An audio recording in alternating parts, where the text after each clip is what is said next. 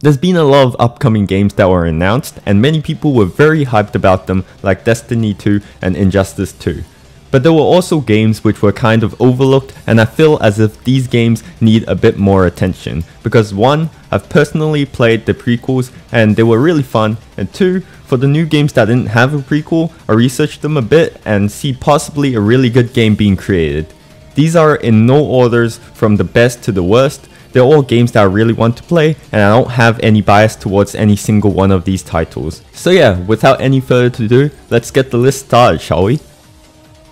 Number 1, we have The Surge. The Surge is a game that's scheduled to be released in May 16th, 2017, so 2 more days, and it's playable in Microsoft Windows, PlayStation 4 and Xbox One, so people won't have to worry about the game not being available on their consoles or PC.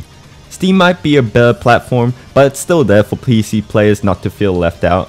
The Surge is a third-person melee combat sci-fi action RPG game that's really interesting in regards to its concept and idea.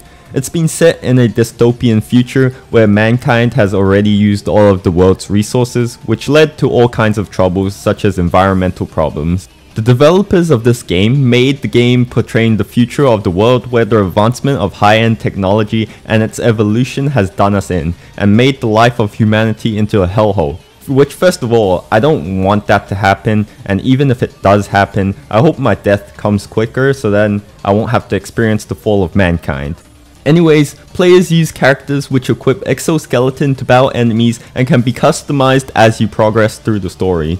If you want to know more about how the gameplay will feel like, think of Dark Souls. The combat is designed like the Souls series and is supposedly very challenging. For all those hardcore fans, this may be the newest game for you after Nioh. Though I'd say I'm not very good at Souls games because you need a lot of patience and strategy to play this, it's still very appealing to me because of how customizable the game is. There isn't multiplayer in this game, so if you were thinking of playing it with a friend to make the game less challenging, you've come to the wrong place. On number 2, we have an open world action adventure survival horror game made by the company that also made Uncharted: The Golden Abyss. Now, I'm not a big fan of survival horror games, honestly, like H1Z1, but you gotta look at these environments, man. Those zombies look personally a bit creepier than the ones in H1Z1. It's like having the zombies in Dying Light put into a game of H1Z1 open world theme.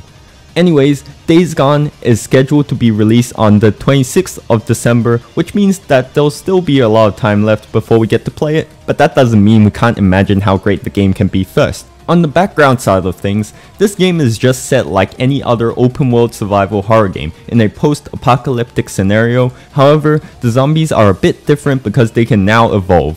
So what could be said from this is that the zombies, called Freakers in this game, can have different classes and hence different stats when they evolve. Mainly, we should be expecting ones that move faster, ones that have long range attacks, and ones that can tank a lot of damage, etc. They could also move faster and become more deadly at night, hence why I referred to the Dying Light thing, because they act kind of like the volatiles at night that become super hard to shake off and fuck you up so badly.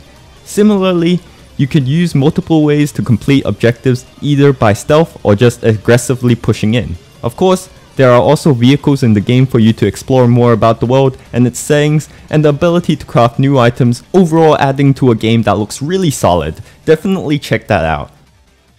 Number 3, Fire Emblem Warriors is making its way to the Switch. If you don't know about the Fire Emblem series, what have you been doing with your life, man? Anyways, here's a brief description. Fire Emblem is a tactical role-playing game that has a turn-based strategy style to it. Classes are very distinct and requires you to do a decent amount of planning first. Each character is very likable, and it's a game that's been around for a long time, having received a good amount of love. Fire Emblem Warriors, however, is a different story because it's a hack and slash game where you are basically put into a battlefield where you're swarmed with enemies and you fight your way through, defeating bosses and such to progress through the story. Usually with the warrior titles, you can expect to have an ultimate attack called Musou Attack, where you unleash a combo which deals extra damage and look at a small cutscene of you just beating the crap out of your enemies. It looks cool and it's definitely worth taking a look. If you think about it, it's about time Fire Emblem got their own Warriors title, considering that Zelda had one, One Piece had one, and also Gundam had one. Yeah.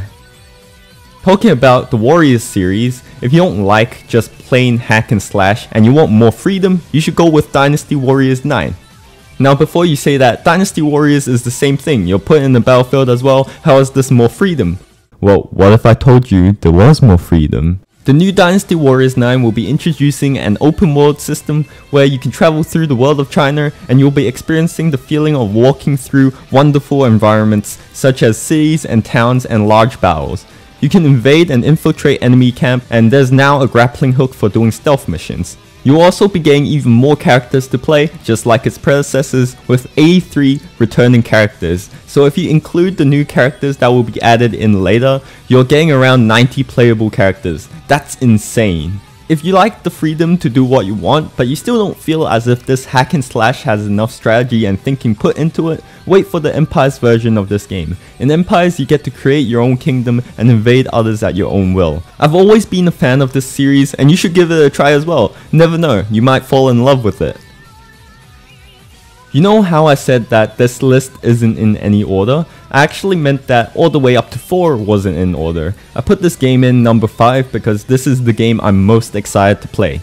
Gundam Versus. Oh boy, this game has been my childhood. I used to go to the arcades to play this game along with all the swearing and cussing that you can hear from people playing it.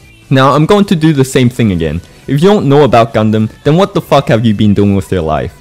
Gundam Versus is a battle arena game where you choose a character or mobile suit in this game and engage into a 2 vs 2 battle. Traditionally, it's always been 1 vs 1 or 2 vs 2, but according to this game that's being released on the 6th of July, there will be a 3 vs 3 now, so you can have more friends to play with you and less chance of someone being left out. The gameplay is very fast paced and you can use different combos to maximize your damage output, very much like Street Fighter but in a third dimension setting. Graphics are on point, smooth gameplay, and you actually need to use your brain for this because you need to predict what your enemies are going to do next in order to either dodge or make a counter. There should be an arcade mode which lets you keep going through different scenarios and maps, or you could just play the standard versus mode where you can choose your mobile suit, your allies and your enemies. However, the game will only be available for the PlayStation 4, which is actually a real bummer. I literally bought a PS4 back in February just for this game. Even though it's a great game and I'd be willing to spend some money to get a console, I'd still prefer if they show some love towards the PC and Xbox community. Not only does it help us gamers out, but you also get to broaden your chances of increasing your player count. Anyways, here was my list of 5 upcoming games that you might not have known about. If you think that some other games should be on here, please let me know in the comments. Thanks for watching, I hope you enjoyed it. If you did, please give the video a thumbs up and I hope to see you next time.